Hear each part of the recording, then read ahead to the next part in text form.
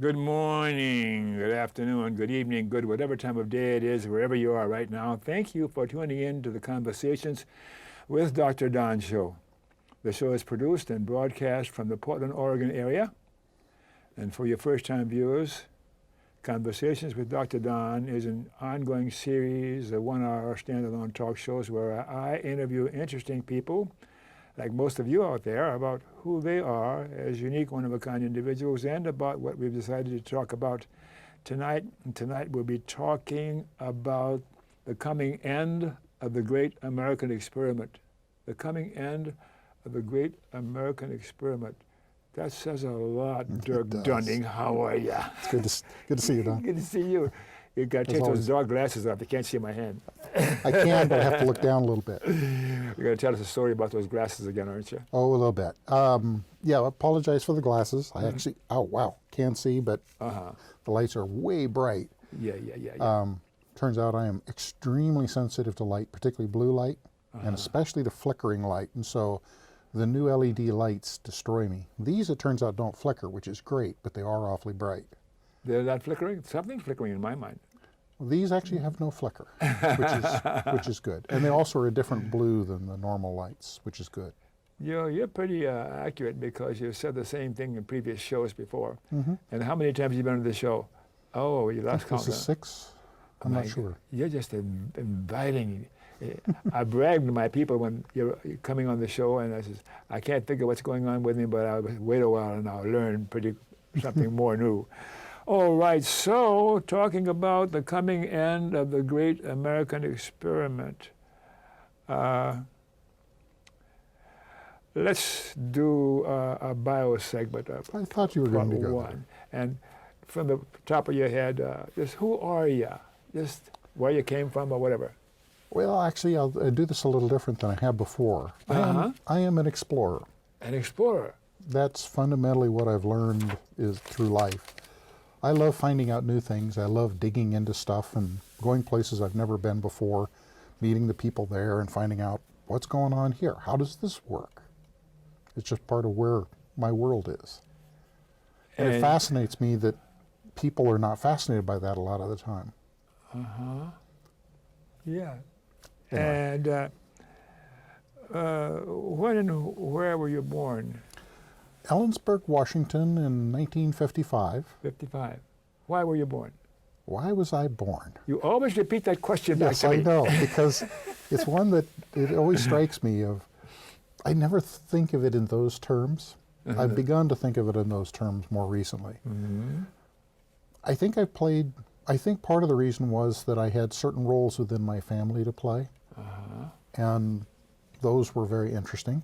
I had roles in the world to play of things to do, and those have been very interesting. We need 2 more hours, I can tell right now. Well, those could be a lot of fun to talk about. Sure. And there's a lot of things that go with them, things like magic screwdriver, that's an amazing thing of its own. It's a thing my dad had that I seem to have as well, where things just work, and broken things fix themselves. It's fun. But you're fun so far. Yeah. Anyway, it gets into the world of the strange, which is one of my favorite areas, and which goes back to exploring. That I was raised as an engineer and am an engineer in many ways, also a scientist. Yes. But I'm not limited by that, and so I love going into the New Age stuff and a lot of other things, not just in general, but how does this work? What's going on? What's happening here? I want to regress. I want to go back to 2000, New Age. Yes. You guys are driving me nuts. Well, a friend of mine actually refers to it a little differently. She talks about not liking New Age because it's pronounced like sewage. Because she's not fond of it either, particularly of those connotations. Did you grow out of your religion upbringing or not? Really, we didn't have a specific religion of any kind. One of the things that was interesting is my grandmother, my dad's mother, and also my mom's mom, each of them were raised by single moms. And each of them were basically allowed to explore the world and find out what they believe for themselves. And so when we were growing up, we had the same model. And so we had copies of all the major religions, major books around the house. we had all kinds of things, and if you want to go play with whatever, do that. Really? Go explore. From early years? Mhm. That's wonderful. Boy, nobody tainted you or They give tried you a not. bias, huh? And you mentioned education. And what are you doing since you retired? Retirement has been interesting. I'll bet. The first part has been fighting the battle with the lights, where huge numbers of people are being hurt, and I've got this deep inset thing about trying to protect people. And there's been good research in what you're going to talk about now. I can. That's another whole show in its own right. But Sure. basically, the lights in about 8 different ways do really bad things to humans, and to animals for that matter, and plants. But the big bad things they do fall into 3 categories. One is they cause you to not sleep at night, which causes impacts on the immune system, which raises cancer rates and disease rates, and causes all kinds of issues. A second one is that the blue light itself is so intense it actually burns the retina. For some of us, it turns out there's genetic differences between people. Surprise. And for some of us, it really is a horrible thing. In my case, if I'm exposed for very long to the normal LED blue lights, and it doesn't take but 5 or 10 minutes in some cases, or an hour in others. Does it hurt? Well, A, it physically hurts, causes headaches and eye pain. B, it will send me to the doctor because my immune system will attack my eyes. 3 times now I've had to have cortisone drops for 6 weeks to clear up. Really? Yeah. With a regular MD or as a Chinese MD? No, this is a regular ophthalmologist and optometrist kind of folks. You know, they'll take a look inside and they see the cells coming loose in the back of the eye and all the inflammation, and immediately put me on high-dose cortisone, and away we go. You have a written report on that. I don't believe you. Oh, yes. How many copies would you like? No. I don't have them in the car, but I could bring them next time. No, never mind. And you have a partner, a boyfriend, a girlfriend, what? Not at the moment. Girlfriends come and go sometimes, but Yeah. you know, trying to find the right someone is always interesting. How about children and grandchildren? Nope. Nope. When I was a teenager, I had the arthritis you have, ankylosing spondylitis and reactive arthritis. Yeah, you remember that, huh? Oh, yeah. Because of having those diseases, most of my spine is fused to solid bone. It looks like a femur. It doesn't look like a spine. Is that why you sit so straight? Well, I actually am not straight. If you look from the side, I've got a permanent bend in my back that can never be unbent. Well, at least in theory. I'm going to try and unbend it. We'll see. But that was a long process of over 30 years, the arthritis attacking, before I managed to stop it. It's trying to flare now, I think, or maybe it's something else. But anyway, it's not a fun disease, and it's one that does kill people. It's a horrible thing. Getting past it was a horrible, horrible time. But once you get past it, it's great. Yeah. Yeah, political persuasion. Are you left, right? Do you hazard a guess? Are you a staunch Trump supporter? Oh, no. About the biggest thing you can say is whatever he is, I'm not. Yeah, okay, that's pretty safe. And that's not meant as an offensive thing. It's just the deal that we used to have distinctions about people believing in things, and then we had distinctions based on religion or other things, and also distinctions based on, say, libertarian versus conservative, meaning to conserve, old-style conservatism. That changed over the years through several iterations. Likewise, liberal has changed a couple times. Progressive and populist have changed. The labels move around. Yes. Right now, the labels have moved a lot. And particularly on the Republican side, I'm not sure what they stand for.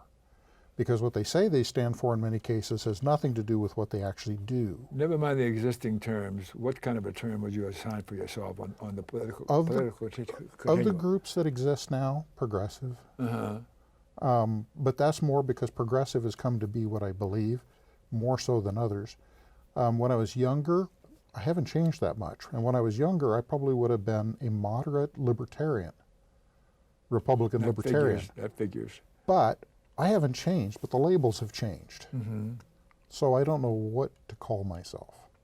And how do you talk to people when they give you the answer, what are you, how are you in the political continuum? I say hi and ask what they believe, and then explore it.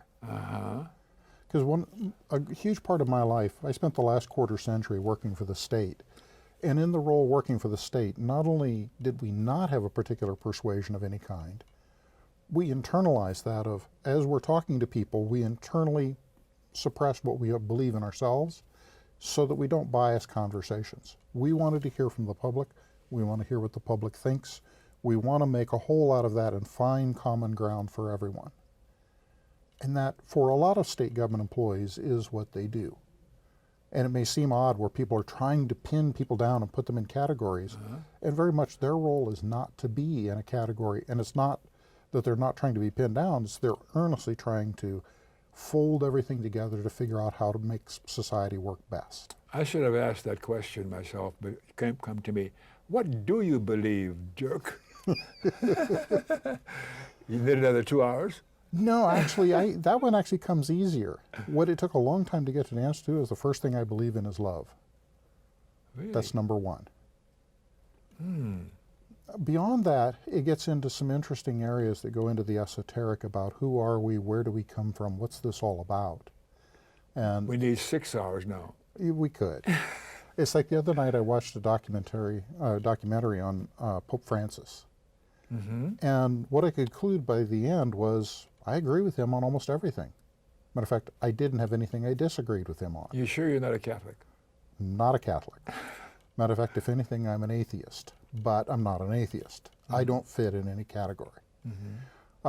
Likewise, at the same time, at one point in my life, I had a very dear friend who was Islamic, another who was Jewish, another who was born-again Christian pagan, which was an interesting one. And the three of us, or the three of them and I, would get together, and when we talked about things, we found out we believed the same things. And what I finally analogized it to is like we climbed a mountain, and we each came up our own paths on different faces of the mountain. And here we were standing at the summit together. None of us gave up our paths. None of us gave up what we believed. In your but we heart, reached the same place. in your heart of hearts, what do you believe? You're not answering my question. I'm not sure what the question means. Uh-oh, here we go. I believe in love, just like you said earlier. Yeah, that's the first part. Being nice to people and like that. But even beyond just people, being a caretaker for the world, being a caretaker for civilization and people in general, trying to see if we can find a way out of the wars and find a way into a more productive, peaceful society where everybody can live in dignity. Lots of luck. It's a never-ending quest. All right, let's move along here so we can get back to the subject of the show. Memberships in political, social, or civic organizations. You got so many of those, I know. But name just a few that are important to you. Actually, again, because of working for the state, one of the things myself in particular, didn't do was not join organizations, quite intentionally. Yes. So that you don't develop, I'm this or that. There's a lot of organizations. I strongly support what they do.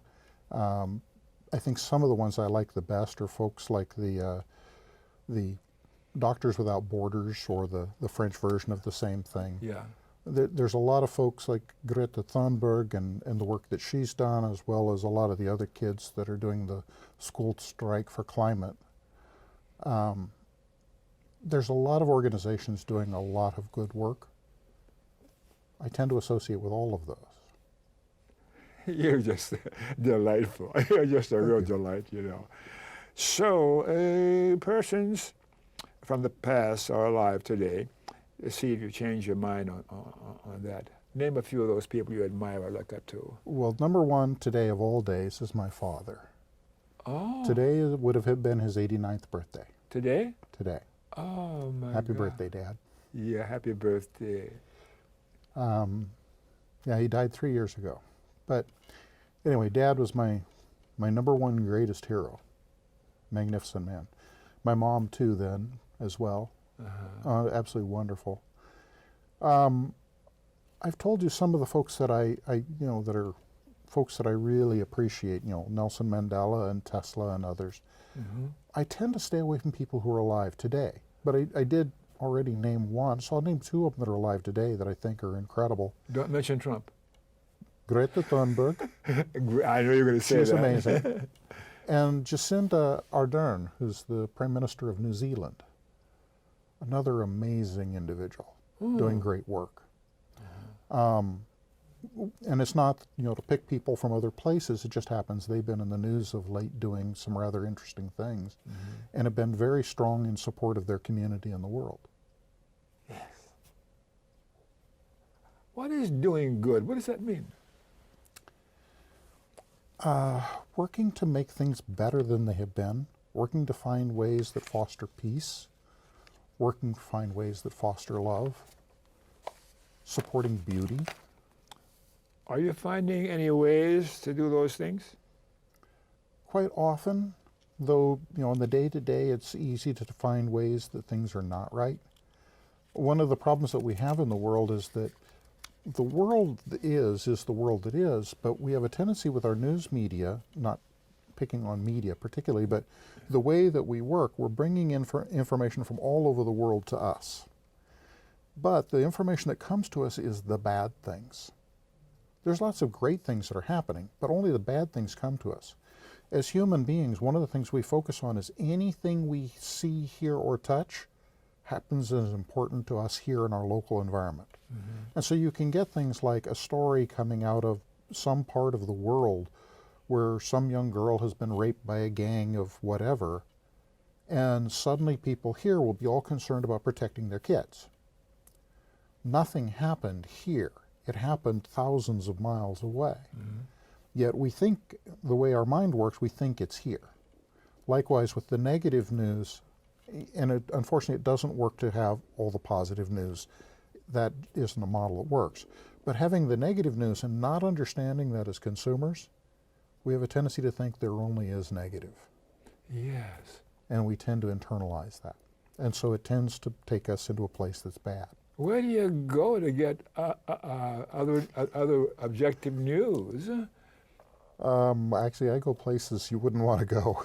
I know, I can Because I tell, dig yeah. into some of the darkest corners. At the same time, I dig into places that people would never look.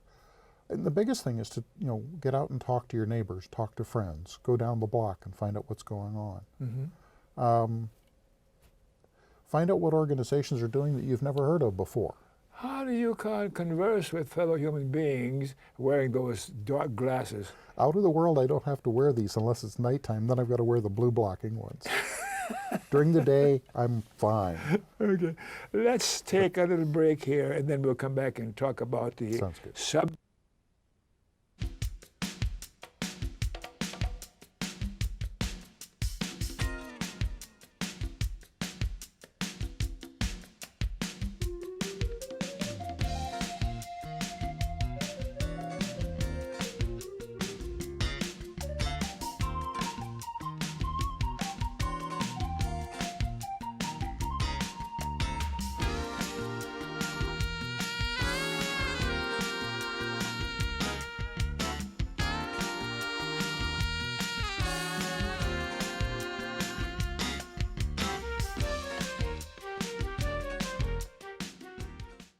All right, looks like we are back, and thanks for staying tuned.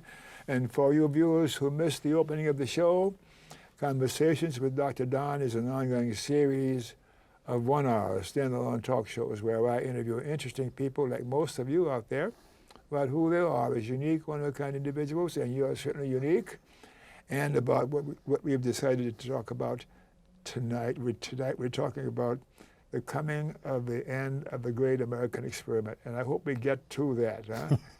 Coming, that's quite a title. Huh? But anyhow, let's talk about the questions that we've agreed to talk about. I got, there is so much happening now, America and China. The pandemic is coming. With it, the economic collapse is coming. Potentially. Yeah, perhaps even sooner. Then, too, our body politic is nearly fatally ill. Our body politic, Oh, man. We need 16 hours. Okay. We have a want-to-be dictator, king in the White House, and a complicit party in Congress that refuses to ask questions. We have become a country divided right down the middle of many of our families with little apparent path to return to civility. That's sad. It is. Now we have a category called politics and governance. And then the next one is coronavirus. Woo. And then bioweapons research. Let's start with politics and governance. Okay. What might we expect from the huge divisions we see today in society? The huge divisions in politics and governance. Well, we'll start with going back to the beginning. When this nation was founded, the founding fathers, they were in a time of huge division, much like we have now in some ways. The country was torn apart and tearing itself apart. There were three big divisions. There were those who wanted to stay with the crown, those who wanted to be independent, and the third that was, which is pretty standard in our history. But one of the things the founding fathers struggled with, and mothers too, was how do we structure a government that will last? And they worked really hard to do that, looking at the history of all governments, and they created the government that we have now. It was very far forward-looking, but they knew that it wasn't perfect. The government we have now today? Right. Our government today, they created in the Constitution, our center of our body of laws, they created in one fell swoop, and they knew that it was flawed from the beginning. It seems to me the government, the present-day government is just disintegrating, and yes, it's into an autocracy.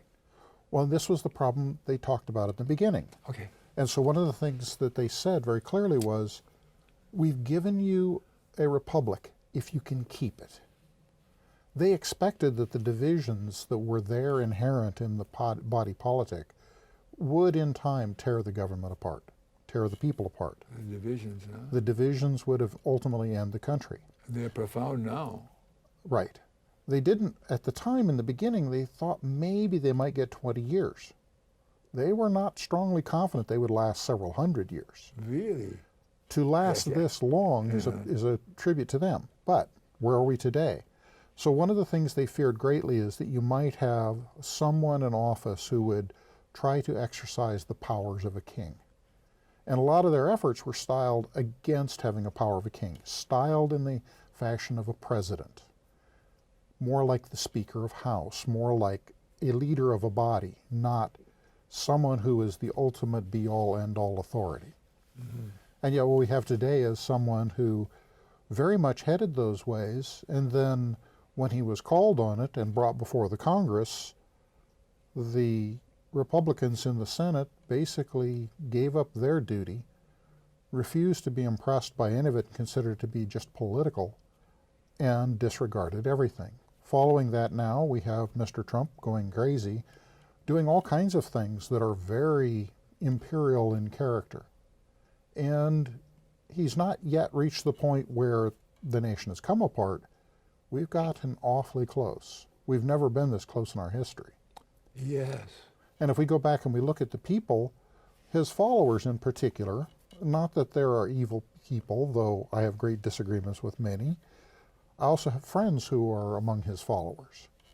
And having discussions about this can be a very difficult thing. Oh, yes.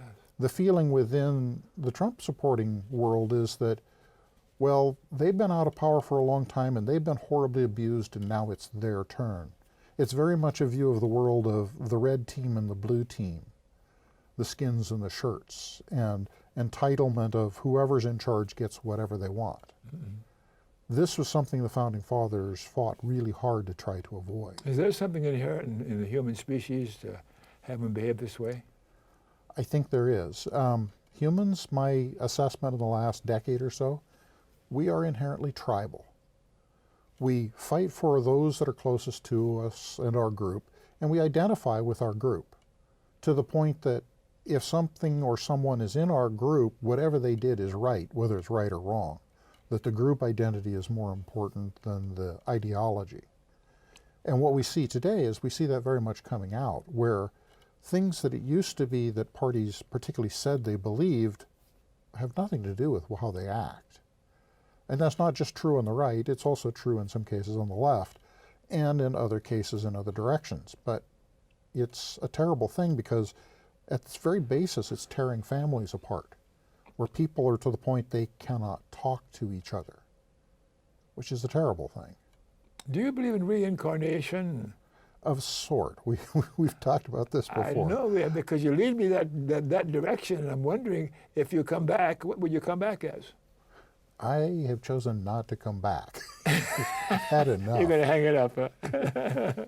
Well, it's kind of like the joke about somebody who's been around a long time, and you get someone who gets real puffed up about this idea, and I am an old soul. And the retort to that is, slow learner. Well, none of that, I think, works in that way. It's a matter that I'm still exploring about what it is we're here for and why and how and all of that. And how does it work and why would it work that way? What have you come up with, those questions? Many, many questions, more so than answers. I and a group of friends have each kind of hit the same areas. We don't necessarily entirely agree, but we have similarity of thought in what we think we believe. But it's subject to change at any moment. Who knows? Yeah. The huge divisions. Are we still going to have the huge divisions in today's world and today's country? So right now we're headed for a very decisive time this year. And to see whether or not our system of governance, the ones our founding fathers created, can survive this level of division. Or is the animosity so great that it creates a rupture within the country, as happened with the Civil War? Only if we had a civil war now, it's not divided state against state with some divisions within the state. It's very much divided right down the middle of families. And I don't know how you would resolve anything like that. Personality disorders are those viable in this discussion? Is Trump really a personality disorder? Is he a narcissistic human being? I am not a psychologist, and I don't pretend to be one. I am one. At the same time, having gone through the diagnostic service manuals and the various tests, and trying as fairly as I can to assess, yes, he is absolutely a malignant narcissist. Yeah.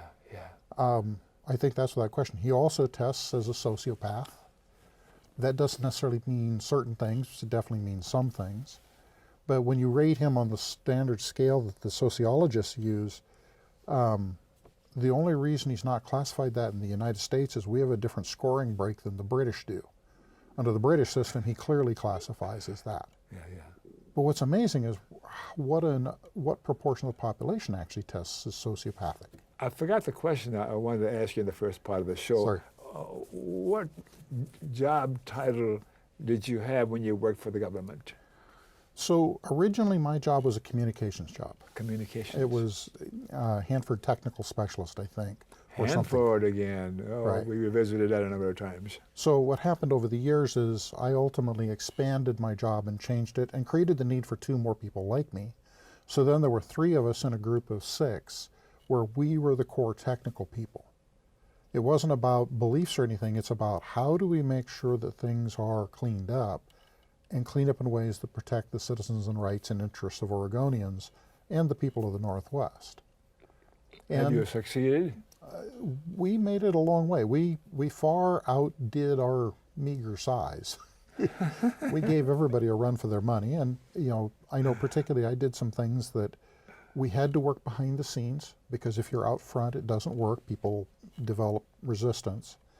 But it's because of me that they cleaned up 2,500 metric tons of rotting fuel. They're in the process now of removing several hundred million curies of radioactive capsules from a couple of pools that's actually 11 little pools in one big basin. Yeah. There's a pipe underneath it and several other ways that if it fails, it's a 1-point failure, the accident's worse than Chernobyl. Oh my gosh. Those will be removed from the basins and put in dry storage here in about 3 years. And so that problem will be gone. There were problems of that source, that a lot of the things we were doing are very much behind the scenes, trying to make sure that work got done that really needed to be done, and to do it before it became an issue. Was that exciting? Was that a good choice of work? It was, I have to say, it was interesting, it was exciting, it was a lot of fun. I got to see a lot of very interesting, weird places. And you're not glowing anyhow, so No. you're a success. I did other things that were more dangerous in life. This was, but it was fascinating to be there when the reporters went into the K basins for the first time. The K basins is the facility where the rotting fuel was, and no one bothered to tell the reporters before they went in that when they stepped out onto the floor, that the floor was hung from the ceiling, like a trapeze. Yeah, yeah. So when they stepped out with their cameras onto the grating, the floor moved and they thought the building was falling down, which drove the interest in getting the cleanup done, which was fine, but they didn't understand. Let's take you back away from your... Yes, come back to work yeah. here. Yeah. How about the coronavirus? Let's talk about the coronavirus. So the coronavirus is a relative of SARS and MERS, which you may have heard about from previous years. This particular version came from animals originally. It looks like either bats or pangolins. Pangolin is kind of an anteater from Asia. It's the most traded animal in the world, even though most people have never even seen a picture of one. The Chinese in particular want their scales. Anyway, wherever this virus, whichever animal it was in, it's quite often in bats and occasionally humans. Wasn't it created in somebody's laboratory, China or Peking or Washington or Fort Detrick? No, they know from looking at the actual structure of the virus. As of today, I think there's 119 different sequencings of the genome of the coronavirus as it is spread. By looking at each of those different variations, you can get an idea of how fast the genes are changing. And from that, you can build a tree, like a family tree, that will point backward in time and tell you where the most common ancestor was. And you can find out exactly what it looked like. They did both of those. The virus its first existence was somewhere around early to mid-December. It didn't exist before then. And when you look at the gene structure, it's very, very similar to SARS, one we already know, and to MERS, another one we know. But it's even more closely related to a couple of other coronaviruses that they see in bats and in pangolins. The one big change is that there is an insertion that's different. And what that is a piece of genetics that allows the virus to get into human cells through a thing called an ACE2 receptor. It's a particular place on some cells. That particular segment of gene is pretty common in human viruses. It's a common way for viruses to get access. It looks like what happened is that somewhere in early December, either in a human or in some animal, they had both this coronavirus in its wild form and some human infection at the same time. The two viruses then partly crossed, and what was created was the thing we now call COVID-19, the new coronavirus. Everything about it says this came from the world, not from somebody's lab. But it well could have come from the lab. The gene technologies we have today, a lot of the things that we're now doing for gene splicing and gene therapy are based on technologies that intentionally go in and cut and slice and dice genes. I want to go back to the last century. This is what I mean when I say it gets scary. Yeah. One of the things that happened is with the new technology for gene splicing, it was a real concern as it first began. The folks involved doing it did not see it that way. They were looking at it as a pure science thing of exploring what could be done. Yeah. By the time anybody realized just how bad this could be, it was too late. The technology's out there where any high school student could do it. All you need is, $10,000 or something, and you can get the resources to go do your own gene engineering, and the instructions are on the web. Just how bad is the situation in China? And talking about that, every day it seems to be spreading worldwide. It is. How bad is it? So they measure how bad viruses are in a couple of ways, and they have to do with how fast does it transmit? Can you transmit by air, or is it by touch, or other ways? If it's transmitted, how many people does somebody give the virus to on average? And how lethal is the virus? How likely is it going to be that it kills you, and in what way? And how long is it going to be active or How long does transmissible? it last around? So in the case of this virus, it turns out from the time a person gets infected to the time the next person gets infected is about 6 days, give or take several days to up to a month. The number of people that get infected based on the first month that the virus was growing, every single day there was 62% more people infected than had been infected the day before. So it's growing at 62% per day, which is enormous. What that suggests is that in one 6-day generation, that each person was contaminating about 17 other people with the virus to the point that they had symptoms. It's also a problem with this virus that when people get infected, they will begin shedding virus usually a couple of days to 3 days before they show symptoms. And so you can't do the temperature tests, you can't look for symptoms to tell you somebody's infected. And so like with the cruise lines that have had all the people who are sick on them, moving those people around is a real problem because they have to consider that they all have the virus, whether they show it or not. The other problem they have is they've developed testing for it where they actually look for the genes. And in doing that, it turns out that the test has a huge false negative rate. Somebody who actually has the virus and who is showing symptoms, there's a Chinese gentleman in particular I'm thinking of, he was tested 4 times and found negative, negative, negative, negative, and then a week later he was positive. Oh, man. So the test itself is not necessarily an indicator that you don't have the virus. So this sounds weird or strange or unusual, this behavior of the virus? It's actually not that unusual. It's hard to get the test to be specific enough, and you have to have enough virus for the test to find it. If either of those is not true, then it doesn't work. And so what we have is a virus that multiplies very fast, it's easily communicable, and it's spreading out in the world. So in China, for the first couple of weeks, they did not realize what they had. Once they did, they immediately quarantined the city of Wuhan, China, with 11 million people. Over the next week or so, they quarantined upwards of 70 million people. Today, there's over 200 million Chinese in quarantine, 2/3 the population of the United States. But in doing that, they quarantined, they got everybody to stop working, this is a big problem, and to quit spreading the virus and to immediately come to hospital. They overwhelmed their hospitals. So they built 6 new hospitals in crash order, specifically to treat these patients. The patients that are coming in are having horrible things happen where for younger folks, they have a tendency to not show any signs and they really don't have a severe disease a lot of the time. Some do.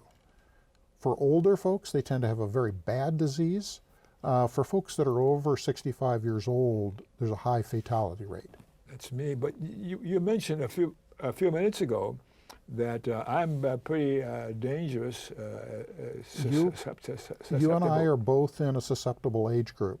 So one of the things you can see in the data is that for people over 70 years old in China, now, will this apply in other populations? We don't know. But for China in this area, what they were seeing is fatality rates of 80% in the hospitals for males who are over 70. 80%? 80%. Oh, man. It's a huge thing. And partly what that is not just the virus, it's do people have other things going on? Do they have heart disease, lung disease, kidney disease? If they've got other, what they call comorbidities, then they're susceptible. And what the virus does is it hijacks the body's own defense mechanisms to make more of itself.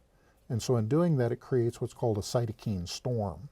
And that is what overwhelms the lungs. And apparently when they autopsy people who've had the disease who died from it, their lungs look like Swiss cheese with big holes in them because of what's happened with the immune system in the body. It's a terrible thing. There's something like 15% of the people that went to hospital were having severe heart problems, permanent heart damage. About 30%, at least in the first wave, they were having to intubate them and do ventilator support for them because their lungs were filled with liquid and other things like that. It's a terrible, terrible disease. And yet, for a good portion of the population, there's almost no symptoms. It's like a cold. So if you have the young, particularly, who are not showing symptoms and the old who are being destroyed, how do you even think about how you protect on that? Is anything going to be behavior like the bubonic plague and those kinds of things that died out before the whole human race dies out? So I'll take you back to a very ancient, well, not so ancient one, but one of the old ones. In Europe for a time, you had bubonic plague went through, the Black Death, since you brought that one up. Bubonic plague killed a huge proportion of the population. And this was from fleas on rats. I, in particular, have genes that are mine that I have like a 99+% resistance to plague. And the reason is that my ancestors survived it. Well, the reason they survived it is they had different genes which allowed them to survive it, which I've inherited. Because of those genes, I'm innately resistant to the plague and to HIV, which it turns out the two go together for some strange reason, dealing with the lymph system. It's just a weird thing that this is now embedded in a lot of our genes. And so what it did is a huge portion of the population that was susceptible was killed. A lot of the population that was not susceptible then did very well, and people changed. Another example of that is in my blood, there's two interesting changes. One of them is that I have a gene that is defective, and it has, well, it's not defective, but it's different. And what it is part of the rhesus gene for blood typing. The particular one that I have actually confers a little bit of resistance to malaria. It comes from Africa. There's nothing in my family history to say where that comes from. Where'd you learn all this stuff about your genes? I have my entire genome sequenced, and I've been busy going through it trying to find things. So one of the other ones I found is for part of the enzymes in the liver that process drugs and things, I have a weird anomaly in one of the genes, and it turns out that particular one comes from the Shona people in southern Africa. I have no idea how it got there, but I have that one. Well, all of us have within us these different things from our ancestry, and some of them will do us great benefit, and some of them, like the genes that I have for vision, are really great for seeing in the dark. Absolutely horrible for living under LED light. What's beneficial to one is not beneficial to another always, and there's different conditions. What percentage of the population has the same sort of condition that you have to do with your eyes? There's no good numbers, nobody's gathering data, and nobody wants to ask the questions as near as I can tell. From what my experience was with the Oregon Department of Energy, there were 3 of us out of 89 that were severely impacted and had to go to eye doctors within the first couple of days. There was another 10-15%, so maybe another 10, 15, 20 people who all had to wear blue blocking glasses because the lights hurt and gave them headaches, and it was terrible. For the folks who moved downstairs in a whole other group, they've been allowed to put leaves up that shade the lights, but the folks on the first floor have not been allowed that. We did have one gal who was different. Her comment with coming into the new building was, "Oh my God, I can see for the first time in my life." Her genes are different. Her genes are those designed for bright sunlight. And so she needs the blue light to see better. For many of us, we had the northern genes that coded for seeing in the dark and seeing under low light conditions. But within most of the world, there hasn't been a study of this to understand that people are this different. And so within the safety standards for the lights, nobody has studied that. It's not included. Why aren't you guys studying it? I'm retired. You got a brain that's big enough to handle that kind of stuff, but for most people, they can't wrap their mind around it. Well, I dig into everything. I'm a polymath, so I've been crossing many disciplines as well. And yeah, one of the things I'm doing is I'm putting a lot of the information together, all the way from the hard science up to the really simple, that distills things down, to at some point here build a website that I can put out for the world for people to come find. A friend of mine who's in, I think he's in Slovenia, Uros, he has a website already that covers a good deal of this. But it's a thing where the information is out there. It's unfortunately most of it buried in science literature. It's hard to read. And when you get into the public literature, there's a lot of disagreement because you have people who are wanting to sell the lights and people who are wanting to do things for various reasons like reducing energy use that don't know the science that are not then talking from the same data, and that makes it hard. Anyway, we've drifted away. Yes, we have, yeah. So back to the virus, if we would. Yes. So the virus has now already hit, I think the latest count in China and environs is 78,000 folks are known to have been infected. There's something like 2,000 now have died. There's about 24,000 have recovered. And within that, you can try and figure out, what proportion are being killed, and the numbers vary quite a bit, but it seems to be in the neighborhood of 4 to 6%. Have those that have recovered, have they stayed recovered? So there's another problem. It turns out that for some people, almost as soon as they get over recovering from the disease, they can catch it again. When they catch it again, it has a tendency to do tremendously bad heart damage. Now, there haven't been a lot of cases like that, so they don't have any good data on it. And unfortunately, as more and more stories exist out in the world, it becomes harder and harder to find the actual good data buried in that mountain. And so that makes it a little harder to know exactly what's going on. Also, so within China, we know data for folks who went to hospital. What we don't know is what's happened to people who didn't go to hospital, the folks out in the community. And since there's about 6 days where people are infected and carrying it before they show symptoms, there may be a whole lot of folks who are infected that are not even showing symptoms, and so they're out in the community, but you don't know who they are or what their problem is. How long before it shows up in them? Exactly. So what the Chinese have done is tried to lock everything down and get people to quit moving.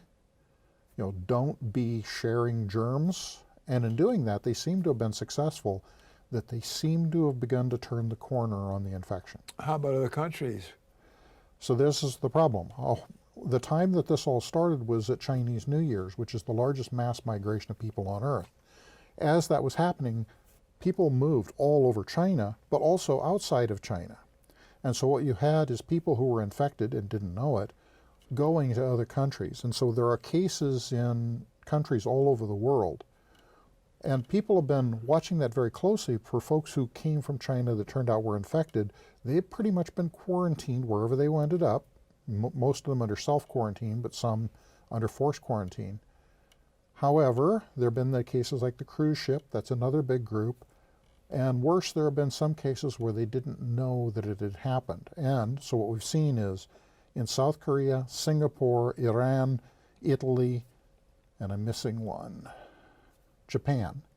In those 5 countries, there is what's called propagation in the wild, where the virus, they don't know exactly where it came from, but the virus is multiplying among people who they don't have an origin for them. They don't know how they got it. And so they've got a very large outbreak in Italy, a large outbreak in Japan, a large outbreak in South Korea at a particular church. These so far are the ones that they might be able to control. Italy just put 100,000 people on quarantine in 2 regions of Italy. South Korea put an entire city, Daegu, under quarantine. Japan so far has handled it a little differently.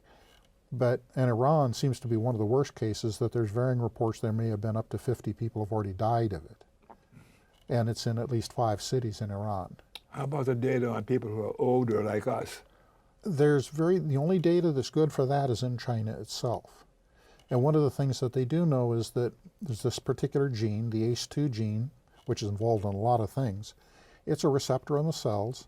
That varies around the world. The genetics are different. The allegation, not proven, is that the Chinese have one particular variation of the ACE2 commonly, and that Europeans tends to be different, and that there may be a difference in mortality and disease between the 2 populations. There's no proof of that. That's a guess. Likewise, nobody then knows what that means for anybody else, or, like I was saying in my case, I have Neanderthal genes, Chinese genes, African genes. All of us have a blend. Which ones are important for this thing? It's hard to say. So we didn't get an answer to where did this virus come from?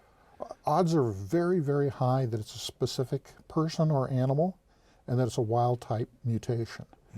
If it was a biolab, the biolabs, when they do the gene splicing, are messy.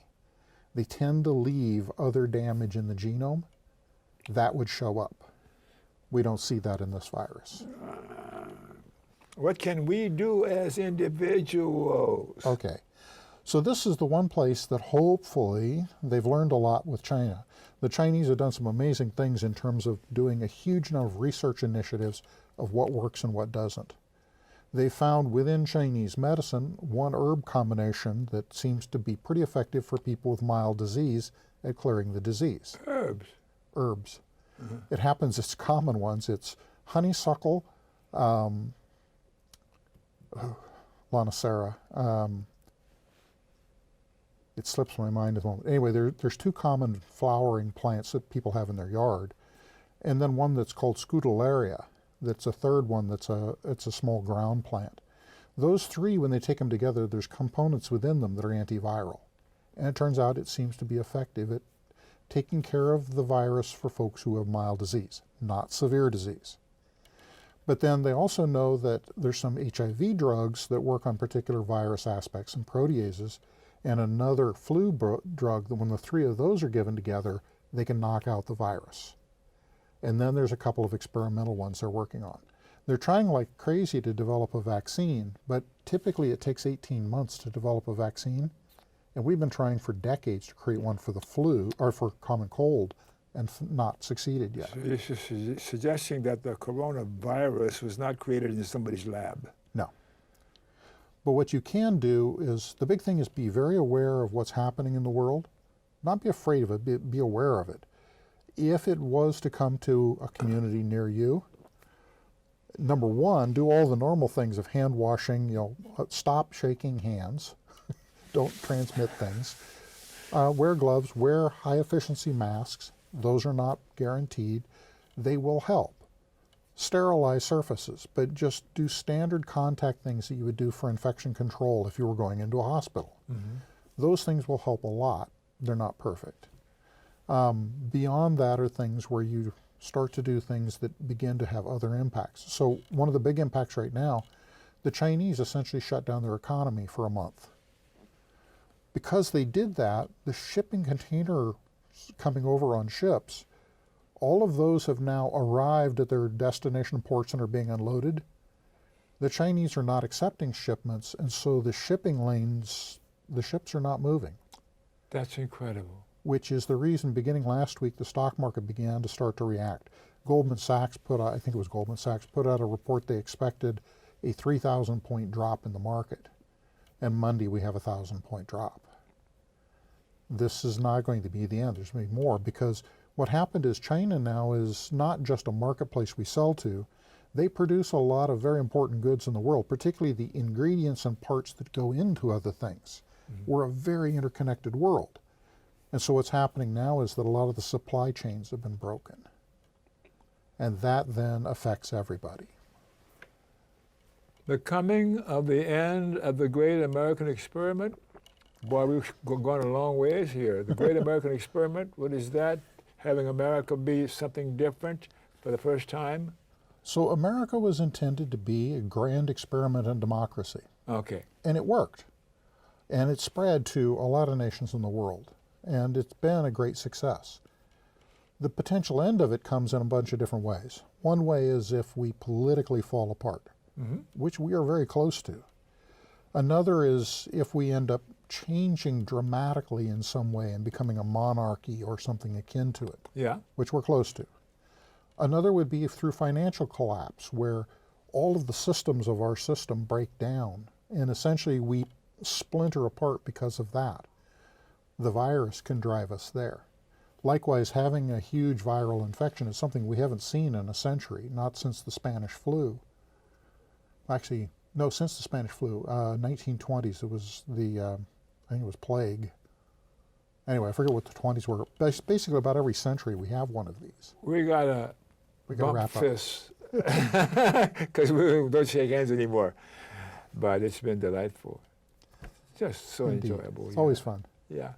And look at the camera. That one. And tell the ladies out there in the world that you're available. And anything else you want to say to them about what we talked about this evening, or what's going on in the world, about the Trump cult, or anything else. I think I would end with a thing I learned from a friend of mine, Whit Witten, back in Virginia. And it only has 3 parts. Peace, love, respect. Peace, love, respect. With that, we can build the world. And when you do those things, how do you do this on a personal level, human to human? Peace, love, and respect. Respect people for who they are. Listen to them. Individuals? Hear their worries, yes. Hear their concerns. We've got to do all this on a personal contact situation. It's the only way it's ever worked. All right, looks like we're going to wind down. And I think it's time for us to not talk anymore because I'm getting so damn depressed. Pardon me. Well, this is something where I would suggest go out in the world and see the beauty that's there. Yeah. Because it's all around us. Okay. As I started, remember that we focus on the things outside that are bad because that's what comes to us. Yes. There is more in the world than that. Mm-hmm. I'm going to have to go do Pope Francis and see if I can get some more exciting I encourage you. ideas. All right, so let us stop and say good night before it's time. Oh, I got to thank you for watching. Remember KFC, not that KFC, not Kentucky Fried Chicken, Dr. Don's KFC. Kind, friendly, and charitable. Be kind, be friendly, and be charitable. To you too. Don't shake hands with me. Thanks Don. again for coming. Good to see you. You betcha.